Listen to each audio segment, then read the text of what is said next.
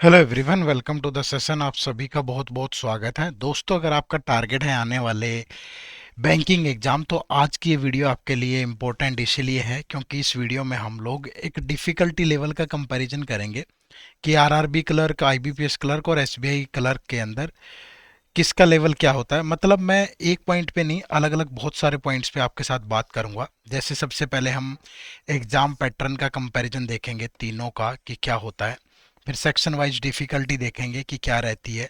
फिर cut off और competition क्या रहता है वो देखेंगे। और उसके बाद फिर एट द एंड हम ये डिसीजन लेंगे कि कौन सा इजीएस्ट और कौन सा टफ है। बट वीडियो शुरू करने से पहले एक छोटा सा रिक्वेस्ट आप सभी से कि अगर आपका टारगेट ही एग्ज़ाम है तो सबसे पहले इनके प्रीवियस ईयर पेपर का एनालिसिस ज़रूर कर लो। अगर वो एनालिसिस आप कर लेते हैं तो आपकी इस एग्ज़ाम के प्रति समझ बढ़ेगी और आप बहुत आसानी से चीज़ों को ना सिर्फ ट्रैक कर पाओगे, चीज़ों को समझ पाओगे किस लेवल पे प्रिपेयर करना है। तो एग्जैक्ट लेवल कैसे पैटर्न चेंज हो रहा है, किस तरीके से क्वेश्चन पूछने का तरीका चेंज हो रहा है, तो आपकी प्रिपरेशन जर्नी आसान हो जाएगी। इन सभी का लिंक इसी वीडियो के डिस्क्रिप्शन में है। शुरू करते हैं। सबसे पहले एग्जाम पैटर्न का कंपैरिजन की बात करें, ठीक है, तो एसबीआई क्लर्क, ठीक है, जूनियर एसोसिएट बोलते हैं। IBPS clerk CSA customer service.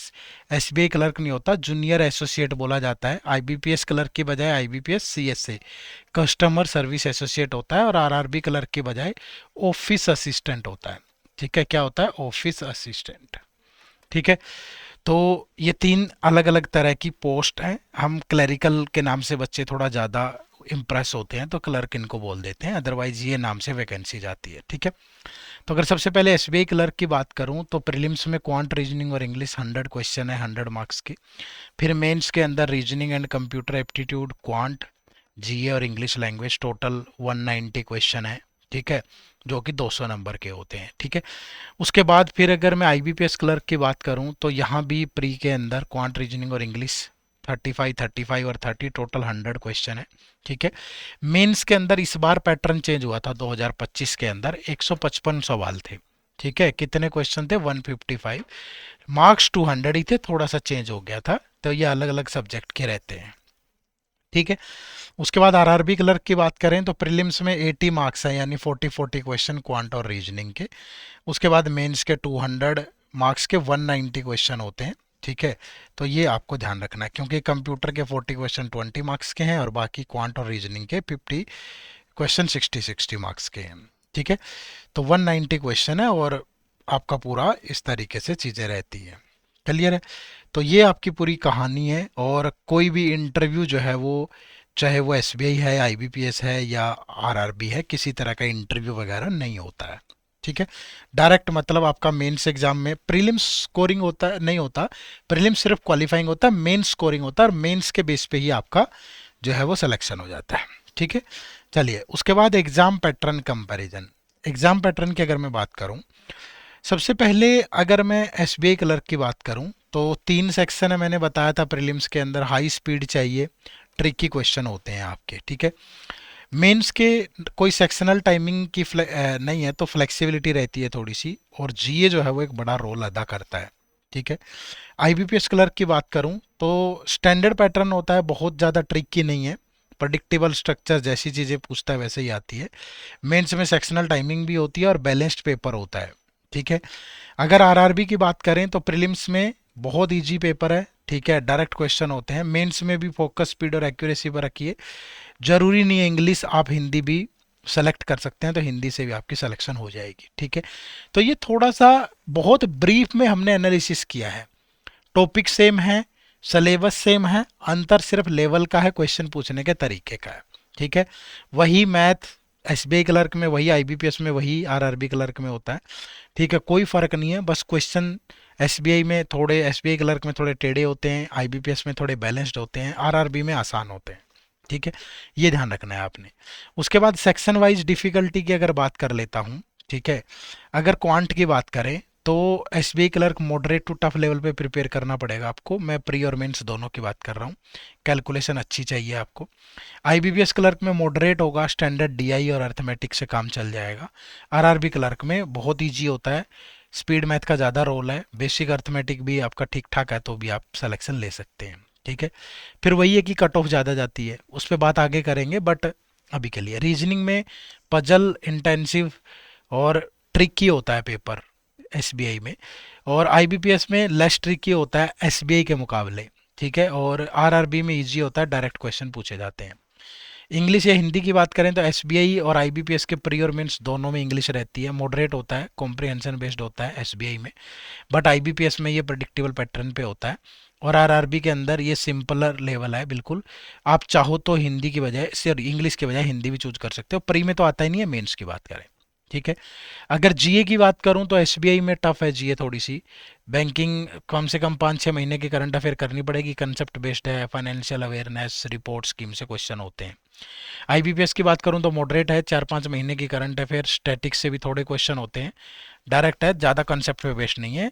RRB सबसे आसान है, इजी है, 3 से 4 महीने की करंट अफेयर कर लेना लास्ट की, और स्टैटिक्स से काफ़ी क्वेश्चन पूछे जाते हैं, वेरी डायरेक्ट क्वेश्चन रहते हैं, ठीक है। कंप्यूटर यहाँ दोनों में करने की जरूरत नहीं है, यहाँ कंप्यूटर का बेसिक पार्ट कर लेंगे क्योंकि 40 क्वेश्चन आते हैं मेंस के अंदर। तो ये आपका ओवरऑल डिफिकल्टी लेवल है। उसके बाद कट ऑफ और कंपटीशन की अगर मैं बात करूं, एसबीआई क्लर्क में अगर मैं देखूं 2024-25 में 13,000 समथिंग वैकेंसी आई थी, अराउंड 20 लाख लोगों ने अप्लाई किया था।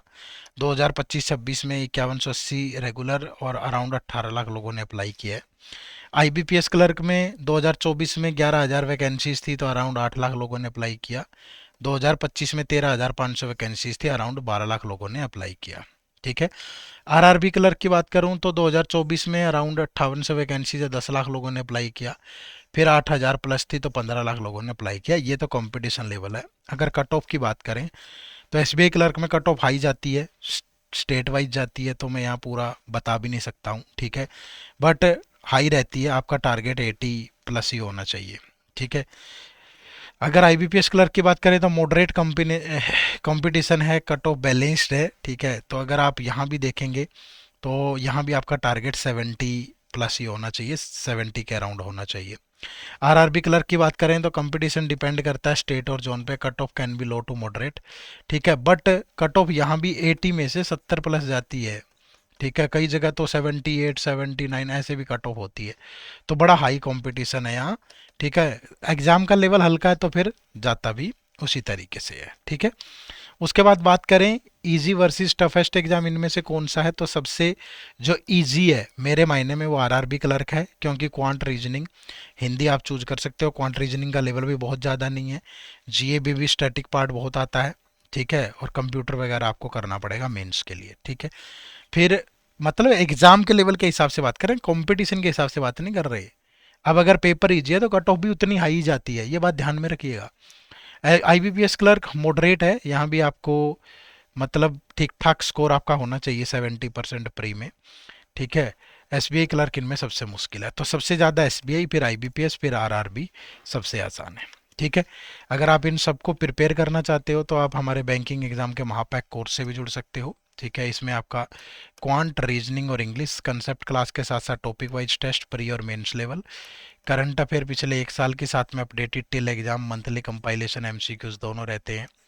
Descriptive English for both pattern IBPS PO और एसबीआईपी, साथ में folder material, computer mini mock test, full length test, previous year paper, interview guidance, mentor support, आपका पूरा यहाँ पे सारी चीज़ें रहती है, ठीक है। तो इस कोर्स के लिए आप इसी वीडियो के डिस्क्रिप्शन में जा सकते हो या गूगल पे जाके टाइप कर लो सिंपली edutap.in, जैसे मैं यहाँ लिखता हूँ edutap, तो edutap.in जैसे ही आप टाइप करोगे ये हमारी वेबसाइट ओपन होगी। यहाँ कोर्सेज में जाओगे, कोर्सेज में जाके ये बैंकिंग कोर्स पे अगर आप टाइप करते हो तो ये आपको हमारे 2 कोर्स मिलेंगे। ये बैंकिंग एग्जाम का महापैक कोर्स है सिर्फ बैंकिंग का, और बैंकिंग के साथ आरबीआई भी करना, तो आप इसमें एनरोल कर सकते हो, ठीक है। तो जो भी आपको अपनी सुविधा के अनुसार सही लगे उसी में एनरोल करें और अपनी तैयारी को आगे बढ़ाएं। आप सबका बहुत बहुत शुक्रिया। चैनल पे नए हो तो सब्सक्राइब भी कर लीजिएगा। Bye bye, take care, thank you very much. जय हिंद, जय भारत।